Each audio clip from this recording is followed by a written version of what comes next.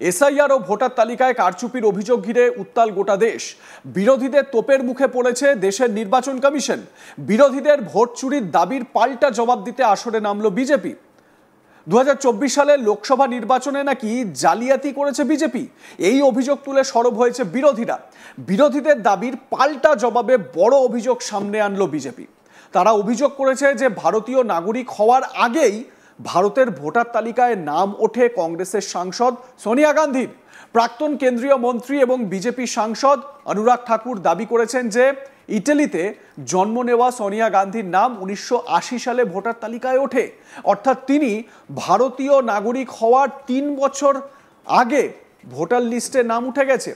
অনুরাগের এই অভিযোগ নিয়ে বিজেপি আইটি সেলের প্রধান অমিত মালভিয়া 1980 সালের নয়াদিল্লি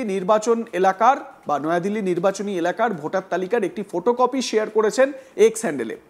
তিনি পোস্টে লিখেছেন, ভারতের নাগরিক হওয়ার আগেই 1980 সালে প্রথমবার ভোটার তালিকায় নাম ওঠে সোনিয়ার। সেই ছবিটাও আপনাদের সামনে তুলে ধরার চেষ্টা করব, যেই ছবিতে এটা দেখা যাচ্ছে। তিনি বলছেন, এ নিয়ে বিতর্কের পরিপ্রেক্ষিতে নাম বাদ দেওয়া হয়। 1983 সালের ভারতীয় নাগরিকত্ব পাওয়ার পর তার নাম তোলা হয়।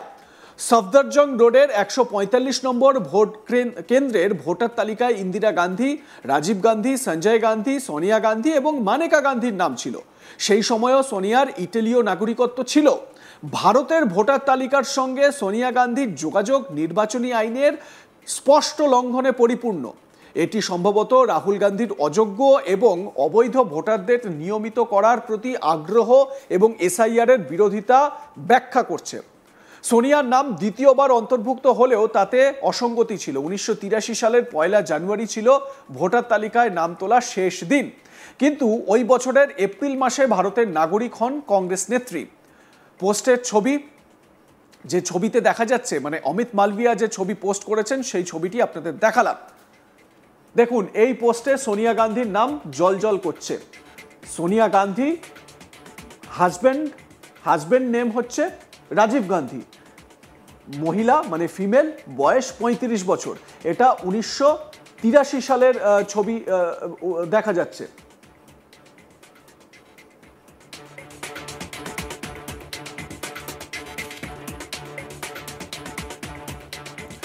এই যে পোস্টটি দেখলেন আপনারা, এটা অমিত মালভিয়ার পোস্ট। এই পোস্টের বা এই যে নথি যেটা পোস্ট করেছেন অমিত মালভিয়া, তার সত্যতা আমরা যাচাই করিনি। একই সঙ্গে বিরোধীদের একহাত নিয়েছেন বিজেপি সাংসদ তথা কেন্দ্রীয় মন্ত্রী অনুরাগ ঠাকুর। তিনি বলেন, 1970 সালে ইন্দিরা গান্ধী বলেছিলেন ভোটাররা হচ্ছে বোকা। রাজীব গান্ধী বলেছিলেন ব্যালট পেপার বন্ধ করা উচিত। এখন রাহুল গান্ধী বলেন ইভিএম খারাপ, তাহলে এবার ইভিএম সরিয়ে দেব। উনি বলছেন ইলেকশন কমিশনও ঠিক নেই, তাহলে ইলেকশন কমিশনকেও সরিয়ে দেব। তাহলে দেশে কাদের রাখা হবে? এই পার্টি আর পরিবার ঠিক করুক কি করা উচিত। অনুরাগ ঠাকুর নয়াদিল্লিতে প্রেস কনফারেন্স করে কি বলেছেন শুনুন। मैं आपको फिर एक बार 1977 में ले जाऊं, 1999 में ले जाऊं और आज 2025 में वापस ले आऊं। 1970 में इंदिरा गांधी जी ने कहा voters are a bunch of fools, मतदाता मूर्खों का एक टोला है, ये इंदिरा जी ने कहा। राजीव जी ने कहा बैलेट पेपर लूटने का काम होता है तो बैलेट पेपर को खत्म करना चाहिए। अब दादी ने कहा था मतदाता खराब है तो क्या मतदाता को हटा दें। पिता ने कहा था बैलेट पेपर खराब है तो बैलेट पेपर हट गया। अब राहुल गांधी जी कहते हैं ईवीएम खराब है तो ईवीएम को भी हटा दें। वो कहते हैं इलेक्शन कमीशन खराब है तो क्या उसको भी हटा दें। वो सुप्रीम कोर्ट के निर्णय पे प्रश्न खड़े करते तो उसको भी हटा दें। तो रखें किसको देश में? ये पार्टी और परिवार तय करे भी क्या करना है। दादी से लेके पिता पोते तक की मैंने आपको कहानी बता दी, 77 से लेके 2025 तक। कांग्रेस पार्टी तय कर ले कहां पे कौन ठीक था। তিনি এরপর বলেন, রাহুল গান্ধীর কাছে আমার প্রশ্ন, কিসের এত ভয়? কোনো প্রমাণ দিতে পারেন না, মিথ্যা কথা বলে পালিয়ে যান, নির্বাচনের সময় মিথ্যা কথা রটাচ্ছেন। কি অভিযোগ করেছেন অনুরাগ রাহুলের বিরুদ্ধে শুনুন। मेरा राहुल गांधी से सीधा सवाल है, किस बात का डर है राहुल जी? शपथ पत्र नहीं देते, सबूत नहीं देते, झूठे आरोप लगाकर भाग जाते हो, और यही आपका तरीका हो गया है। भ्रम फैलाया चुनाव के समय संविधान का लेकर, आज संवैधानिक संस्थाओं पे प्रश्न चिन्ह खड़ा करते हो। और ये देखिए, शूट एंड स्कूट का इनका पुराना है। इलेक्शन कमीशन ने राहुल गांधी जी को बुलाया, वोटर रोल इशू पे नहीं गए। उनको कहा एविडेंस दे दो, बार बार कहा, नहीं दिया राहुल गांधी जी ने और कांग्रेस पार्टी ने। और यहां तक कि representation of peoples act, RP act में अगर देखें सेक्शन 80 में, तो नो इलेक्शन पिटिशन फाइल की इनके किसी भी नेता ने, किसी चुनाव लड़ने वाले ने। और अगर आप दाहिनी ओर देखेंगे तो इंडियन नेशनल कांग्रेस और आरजेडी को, ये पूरा चार्ट देखिए आप ध्यान से। इलेक्शन कमीशन आज 13वां दिन हो गया लगातार बिहार में, वहां तो इनकी कोई इस तरह की बातचीत नहीं है। खुले मन से इलेक्शन कमीशन बात सुन रहा है, बिहार के लोगों को कोई दिक्कत नहीं है। लेकिन जब इनके पास बिहार में मुद्दा कोई नहीं बचा, चुनाव में जाने से पहले हार स्वीकार कर ली, तो अब झूठे आरोप लगाते हैं।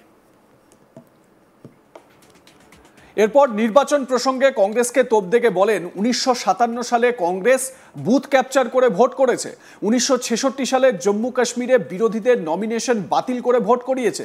সর্দার বল্লভভাই প্যাটেলের সঙ্গে যা করেছে, নয়তো সর্দার বল্লভভাই প্যাটেল দেশের প্রথম প্রধানমন্ত্রী হতেন।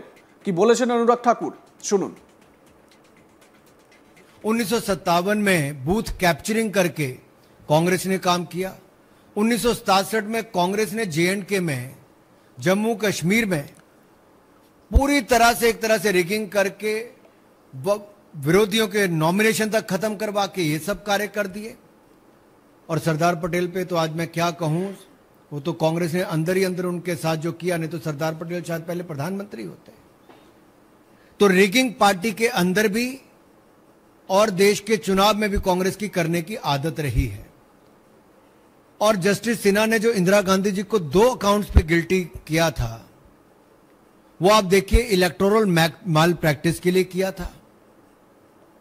और 1975 में जब ये उन्होंने कहा, तो 1971 के चुनाव में सरकार के सत्ता का दुरुपयोग सरकारी मशीनरी का, सरकारी कर्मचारियों का कैसे किया जा सकता है, ये कांग्रेस की एक बड़ी नेता ने करके दिखाया। और चुनाव उनको फिर उसके खिलाफ जजमेंट आई, देश को बाद में आपातकाल झेलना पड़ा। লাইক কমেন্ট শেয়ার করতে ভুলবেন না। দেখতে থাকুন আজ তাক বাংলা। সাবস্ক্রাইব করুন আমাদের ইউটিউব চ্যানেলটি, বেল আইকন প্রেস করুন নোটিফিকেশন পেতে।